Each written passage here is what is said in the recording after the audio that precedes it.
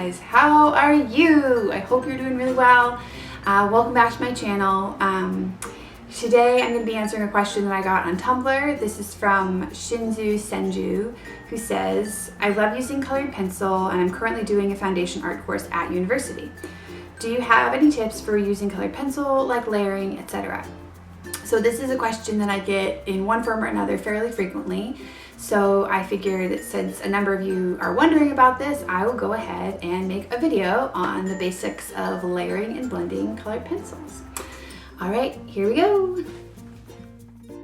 Okay, so the first technique that I use to blend and layer colored pencils is to actually start with a base layer. And this can be done with watercolor pencils or water-soluble pencils, as some people call them, or just regular watercolor. So you're basically just going to lay down a layer of the water-soluble pencils onto a dry piece of watercolor paper. To blend it, you'll just need water, and you could use a watercolor brush, but I tend to prefer using a stiffer kind of a brush that was meant probably originally for oil or acrylic. Just because I feel like it makes it easier to kind of move that pigment around and get rid of any marks that were left by the watercolor pencils. And you can do just one color, you could layer several different colors. I tend to make this kind of a part of my sketch process, so I do the drawing and then I'll have the watercolor pencil layer as kind of my color sketch. That works really well for me because it makes it so that I don't have to add on as much color with the layers of colored pencil later. Here's what it looks like all dry and blended out. The next technique that I use for layering and blending is basically just taking my time. Sometimes in art you'll hear this method called fat over lean, and that basically just means that you want to put your lean layers down first and then your heavier layers down later.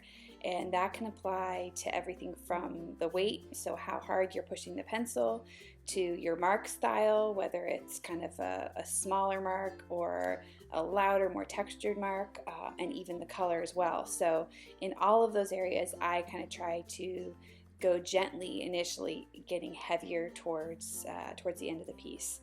And this works really well because it allows me to blend as I go without creating any muddiness or flattening out the tooth of the paper. It's important to pay attention to the shape and style of your markings. Generally, you want to make marks that are smaller and less visible initially, and then as you move on, you can feel free to use heavier textured markings if you like how those look. Some people prefer to have it smooth the whole way through. So as you can see, I'm just kind of adding on, I'm starting with my mid to light tones and then adding in mid to dark tones and then blending the mid lights back over those. It's just kind of a back and forth process as I move along. And the whole time I'm working in kind of little circular strokes, and the longer I go on, the more I'm kind of pressing the pigment into the paper, and that's allowing me to blend as I go. But those very dark colors are getting saved until the end, as with the very light colors and highlights. Here's how it looks all blended out. Another way to blend the softcore colored pencils is to use an odorless mineral spirit. Basically the same way that you would use water with the water-soluble pencils. I really like to use Gamsol. It's kind of like the least toxic of the bunch. And I like to use a filbert brush, something that has a softer bristle that I can kind of really move the pigment around like a mop. You can also use a paper towel to kind of really blend and soften and erase some of your brush strokes if you want that really delicate polished look. Here's what it looks like all blended out. The final technique I use to blend colored pencils is burnishing, and this is pretty similar to what we did in the second technique. That was kind of like a blend as we go. This achieves a very similar look, but it's really something that you want to do at the final layers of the piece, because when you burnish, you're basically pushing down the texture of the paper, so that really kind of fills in all those little spots and makes the color a bit darker and more vibrant, but it also means that you can't really layer anything else on top afterwards. So to do this, I'm using the Prismacolor colorless blender, and again, working in small, round, even strokes to really push that pigment down into the paper. Here's what it looks like all blended out. And here are all 4 techniques together. I tend to use these in some combination in pretty much all of my pieces.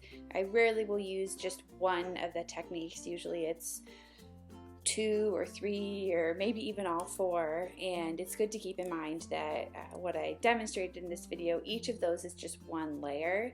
So typically a piece of mine will have anywhere from 5 to 10 or more layers depending on the subject. So there's lots of time to kind of mix and match the different techniques to get the effect that you're looking for.